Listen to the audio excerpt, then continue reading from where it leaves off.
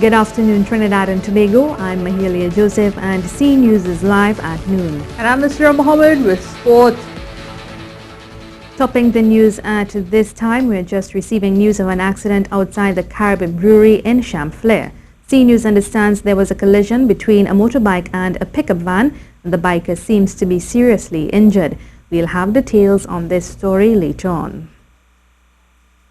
Government's trip to Houston, Texas to engage in energy talks with leaders in the industry are so far seeming to be productive, with good news for Trinidad and Tobago as energy giant Shell has reaffirmed their commitment to investing heavily into this country's energy sector amidst the economic turmoil. Janine Brown has more. On day 2 of his trip to Houston, Prime Minister Dr. Keith Rowley held a number of meetings with senior officials of the Shell executive team. It was during this time that the company committed to investing billions into Trinidad and Tobago's energy industry. The company's strategic vision revealed the investment will be rolled out over the next 4 years.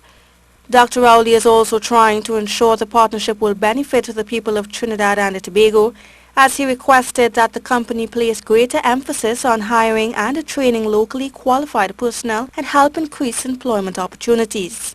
He also assured that Trinidad and Tobago will do its part to make good on the deal, as he told Shell his government will do what is necessary within the country's laws to provide accelerated approvals for its work program. In turn, he is expecting that the company would deliver in the shortest time possible. His meeting with Shell came one day after holding similar meetings with executives of BP, who also expressed commitment to investing in Trinidad and Tobago. Janine Brown, C News. Former Minister of Energy Kevin Romney says the decision by BP to invest US $5 billion in TNT in the next 5 years is nothing new and comes as no surprise. In a statement, he explained in early 2013, BP's vice president announced the energy giant planned to invest US $6 billion in TNT in the next 5 years, and similar announcements have also been made by other BP executives since 2013.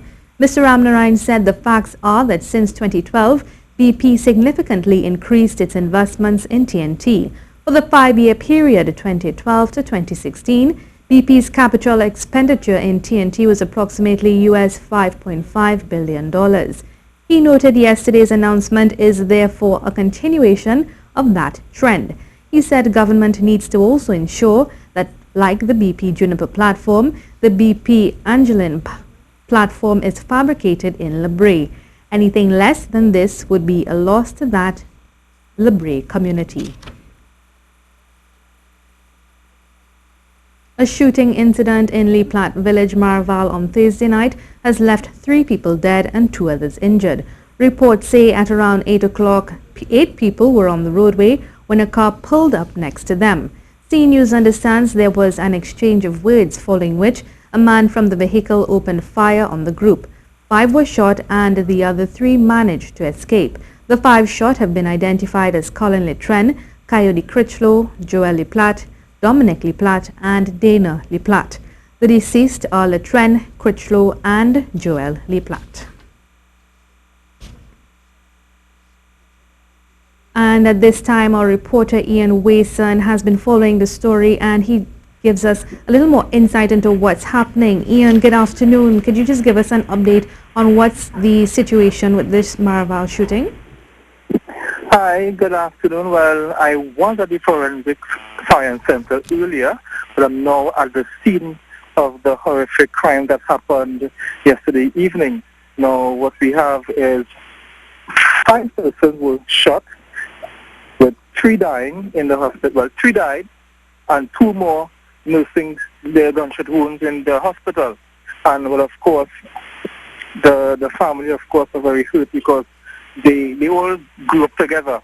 And there are reports that the gunman came for one of the persons, but because they were in the company of that person, they were all shot. It's a somber mood right here at the scene where Joel Platte used to live. We at his home, and speaking with his family, they expressed their concerns. Thank you so much, Ian, for that information. And of course, we'll keep you up to date through our hourly updates and our 7 o'clock newscast. This is the CE News Live Report at noon. Remember, you can keep up to date with all the latest on our website at ctvtt.com, or you can check out our Facebook and Twitter pages at CE News Live.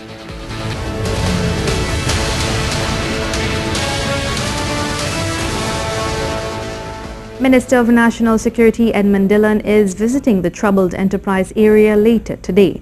Minister Dillon will be accompanied by Chief of Defence Staff Brigadier General Rodney Smart and Acting Commissioner of Police Stephen Williams. The high-powered national security team is expected to begin their walk through Enterprise at 2:30. The visit by the team follows reprisal killings in Enterprise and heated protests over the past few days. Prior to that, the National Security Minister will hold a joint press conference on national security issues, specifically gangs and anti-gang legislation. Attorney General Faris Al-Rawi and Acting Commissioner of Police Stephen Williams will attend the press conference. As we continue to follow the overnight shooting incident in Maraval, we have on the line local government councillor in the Diego Martin Regional Corporation, Paul Daniel Nahus. Good afternoon, Mr. Nahus. Maraval isn't really a community known to have such incidents. Is this something we should be concerned about, and how effective would you say the Western Division Police are in keeping crime down in Maraval and environs? Hi, good day. Small correction though, I'm alderman in the corporation. The Maraval community has always enjoyed a certain level of peace, more so than surrounding communities, I would say. They are isolated incidents. This one is very troubling. However, it is in keeping right now with the theme of the gangs, where they're going into more peaceful areas and conducting their criminal activity. This shows us again that nowhere is really safe. Doesn't matter if it's known as a peaceful community or not. Just as Shogunas, look at Shogunas now compared to how Laventil was years ago and what's going on today. A lot of the crime is in shifting and spreading.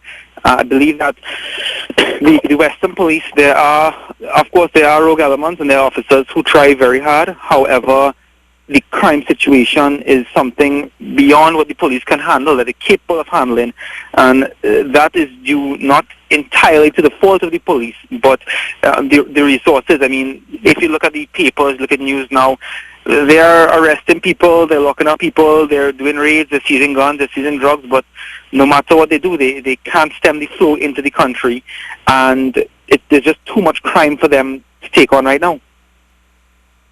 Mr. Nahus, what measures do you think should be implemented to keep such incidents like this, on a decrease in the area? The only thing that, well, one thing is that increased patrols, but increased patrols, again, increased resources.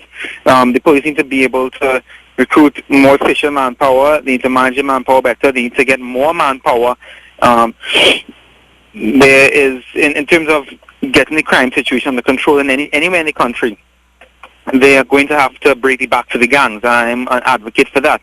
That unless you can put the gangs into a state of fear, unless you can break the backs of the gangs, unless you can put serious dents in these gangs, nothing will get better. And I've never been a fan of military involvement in law enforcement because it's separate to law enforcement. Military is something entirely different to law enforcement. However, right now there needs to be some intervention, assistance called upon. They need to call upon the military for some assistance right now.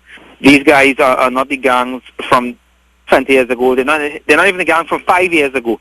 The kind of weaponry and kind of tactics they're employing now, the police are overwhelmed and they need assistance to break the backs of these gangs. That's the only way forward. Okay, thank you so much, Mr. Nahus, for taking the time to speak with us. The Trinidad and Tobago Regiment is condemning what it says are attempts by members of the public via social media to link the death of Warrant Officer Omar Samaru with an ongoing investigation by the TTR. In a news release, Acting Commanding Officer Colonel Dexter Francis said he condemns the false allegations of involvement by Samaru in an ongoing high-profile case or being a member of a board of inquiry assembled to carry out any investigation of that nature. While not stating exactly what the rumors are, he said that the inaccuracies are having the effect of unfairly tarnishing the image of Samaru and the Regiment by extension. The soldier was found slumped in his quarters with a gunshot wound to the head. He died while undergoing treatment. No decision has yet been taken as to what aspect of the UE teaching and learning will be relocated to the Penal Debe campus. A statement from UE says an operationalization committee was reconvened comprising representatives from all stakeholder groups, including key administrative departments and the president of the Guild of Students. This committee will be expanded to include additional student representatives, for example, the head of the Law Society, as well as other faculty student leaders. It said all students, by way of the Guild of Students, are part of every decision-making body at UE. UE said the final decision on what happens at the South Campus will be guided by an assessment of how the university could best utilize the South Campus to maximize return on the public investment in its development. With a look at your weather forecast for today, for the period this afternoon and tonight, Trinidad and Tobago, predominantly hot and sunny conditions are expected despite the odd brisk shower in a few areas. Tonight will be clear and cool. Seas will be slight to normal with waves up to 2.0 meters in open waters, and all marine interests are asked to exercise caution, particularly along northern and sheltered coastlines due to the presence of long-period northerly swells.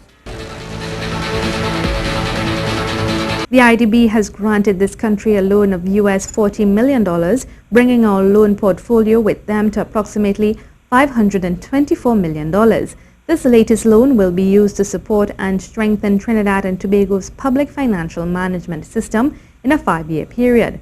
The 5-year program will be executed by the Ministry of Finance to improve the efficiency and effectiveness in the allocation of public resources. Minister of Planning and Development Camille Robinson-Regis signed for the funds at the 58th annual meeting of the Board of Governors of the IDB currently being held in Paraguay. She expressed gratitude to the IDB's country officer for assisting Trinidad and Tobago over in the past year and streamlining the loan portfolio. To some other news now, wards 5 and 6 of the Sangre Grande Hospital will soon be outfitted with new air-conditioned units. This from an official at the Ministry of Health who responded to claims of poor ventilation at the hospital. Manager of the PMU of the Ministry of Health, Ronald Coilas, made the statement before the Public Accounts Committee of Parliament on Wednesday morning during a review of the Auditor General's report for the year 2014 to 2015. We have looked very, very clearly at the specifications which are being provided, and it does in fact include all the necessary filtration which would allow for a safe environment. Former Minister of Education Dr. Tim Gopi Singh says current Minister Anthony Garcia's torturous tenure should come to an end. This follows statements made by Minister Garcia during an address to the nation on Wednesday evening. Dr. Gopi Singh said the minister's rank, incompetence and uselessness was on full national display in what he described as a woeful address to the nation. He said in the face of increasing incidents of bullying and other acts of violence at schools, Mr. Garcia told the country such harassment and fighting were on the decline. The minister highlighted a few incidents as reported by the media, but Dr. Gopi Singh said he ignored a spate of other incidents that have been dealt with by principals, teachers and Parent-Teachers Association, and something he said the ministry would have a record of. And it's time for me to turn you over to Nasir Mohammed, who's going to tell us what's happening in sport. But Nasir, why aren't you wearing burgundy? Didn't the West Indies play yesterday? They played yesterday. I wore my burgundy and they lost. So today I decided to wear some pink. Hopefully it might give them some luck in the next 2 T20s on Saturday and Sunday. Well, Pakistan took a 2-0 lead in the best of 4 T20 international series against the West Indies, with a 3-run victory at the Queen's Park Oval. Batting first, Pakistan were bowled out for 132, with Sunil Narine taking 3 wickets for 22 runs. The West Indies in their turn at the crease were restricted to 129 for the loss of 8, with Shadab Khan once again confusing the West Indies batsmen with his spin. Well, TNT hockey stick men lost in the quarter-final of the Men's Hockey World League Round 2 to to the USA last night at the Hockey Center in Tacarigua, despite leading 2-0 at one point. Mikel Pierre opened the scoring for TNT in the 23rd minute before Dylan Francis doubled the score in the 58th.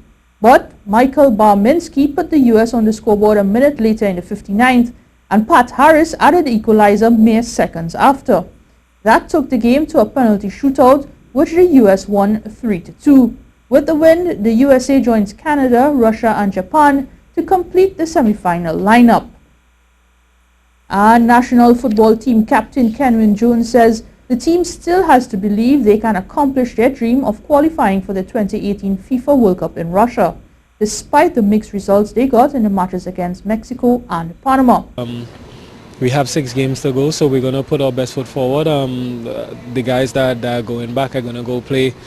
The season is going to be starting for some of the guys at home in probably a month or so. So, you know, everyone just needs to keep working hard and stay focused for when we meet up again. And that's it for your sport for today.